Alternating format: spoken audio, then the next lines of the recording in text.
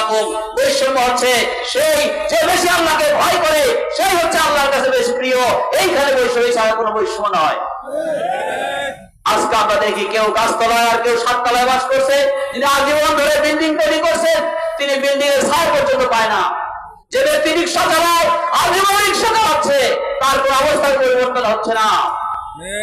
অথচ আল্লাহ রাব্বুল আলামিন এই মানব প্রত্যেক মানুষের জন্য সমান অধিকার রেখে দিয়েছেন, প্রত্যেকের জন্য আল্লাহ রিজিকের ব্যবস্থা করেছেন। কিন্তু আজকে এই ইনসাফ, যে সমাজে ইনসাফ নাই, যে সমাজে আল্লাহর আইন নাই, মানব রচিত আইনের মাধ্যমে আজকে বৈষম্য সৃষ্টি করে আজকে সমাজের এই মানুষকে নির্যাতিত, নিপীড়িত নিগ্রহ করা হচ্ছে, তাদের অধিকার থেকে বঞ্চিত করা হচ্ছে।